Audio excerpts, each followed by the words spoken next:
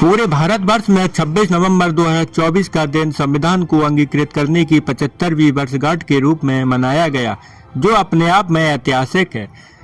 26 नवंबर 1949 के दिन भारतीय संविधान में औपचारिक रूप से संविधान को अंगीकृत किया गया और 26 जनवरी 1950 को इसे लागू किया गया, जिससे भारत को एक संप्रभु लोकतांत्रिक गणराज्य के रूप में स्थापित हुआ। वहीं 2015 में भारत सरकार ने 1949 में भारतीय संविधान को अंगीकृत किए जाने के सम्मान में औपचारिक रूप से 26 नवंबर को संविधान दिवस के रूप में घोषित किया।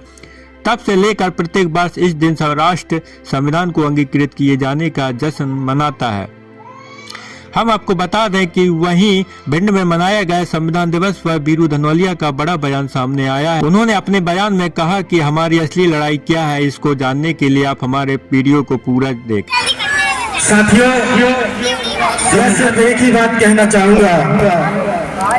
जिस तरीके से साथियों, अगर आप लोग जिस कुर्सी पर बैठे हैं, अगर आप एक बार अगर उस कुर्सी पे बैठते हो, दिखने में काफी अच्छी लगती है, उसके बाद अगर नीचे से कहीं सुई चुभ जाए तो क्या आप दोबारा से उस कुर्सी पर बैठना चाहोगे?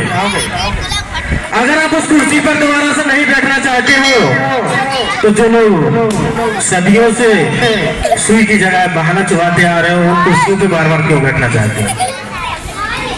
साथियों, सोचने वाली बात है, हमें ये बात को सोचना पड़ेगा। दूसरी बात है कि हम लोग लड़ाई लड़ते हैं, हक अधिकारों की लड़ाई लड़ते हैं, लेकिन मुझे नहीं लगता अभी तक हम ये बात समझ पाए हैं कि वास्तविकता में हमें लड़ाई किससे लड़नी है। जिससे हमें लड़ाई लड़नी होती है उससे लड़ाई तो नहीं लड़ते हैं। सबसे ज्यादा हम अगर लड़ाई लड़ते हैं तो सिर्फ आपस में लड़ाई लड़ते हैं, आपस में फिटनेस होने का काम करते हैं। और यही कारण है कि हम आज तक इस देश के हुक्मरान नहीं बन पाए। नमस्कार, मैं शेर सिंह कुश्तवार, आप देख रहे हैं यूनिक क्रांति। हम आपको बता दें कि भिंड के प्रज्ञा बुद्ध विहार में संविधान दिवस की 75वीं वर्षगांठ को हीरक जयंती के रूप में मनाया गया। इस खास मौके पर युवा सामाजिक कार्यकर्ता वीरू धनोलिया ने अपने विचार साझा करते हुए समाज को एक नई दिशा देने का प्रयास किया। उन्होंने कहा कि सबसे पहले हमें अपनी लड़ाई की प्रकृति को समझना होगा। उन्होंने जोर देकर कहा कि हमारी असली लड़ाई बाहरी शक्तियों से है, ना कि आपस में। साथी, चाहे वो किसी संगठन की बात हो, किसी गली मोहल्ले की बात हो या किसी राजनीतिक पार्टी की बात हो, सबसे पहले हम उसको खींचतानी में लगे रहते हैं। साथियों, अगर हम संविधान की बात करते हैं तो संविधान में सिर्फ 3 चीजों को समझ लीजिए: सामाजिक, आर्थिक और राजनीतिक न्याय। अगर हम इन 3 चीजों को समझते हैं तो हमें सबसे पहले देखना चाहिए क्या सामाजिक न्याय अभी हमारे साथ है? अभी हम सामाजिक न्याय भी नहीं है। आर्थिक न्याय तो बहुत दूर की बात है।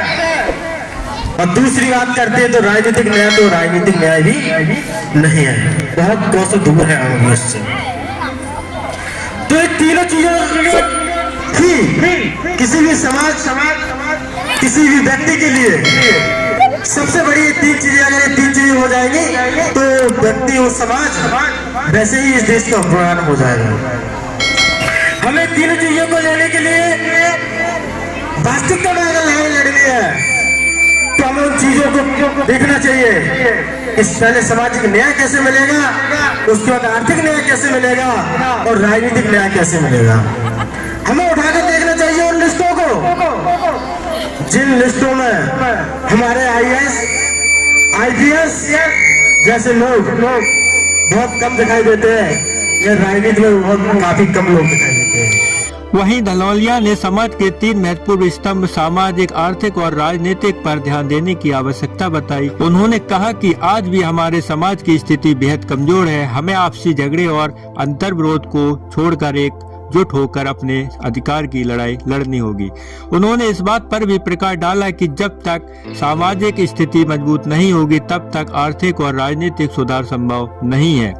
उन्होंने युवाओं को एकजुट होकर संविधान के आदर्शों को अपनाने और समाज में व्याप्त अन्याय के खिलाफ संघर्ष करने का आह्वान भी किया।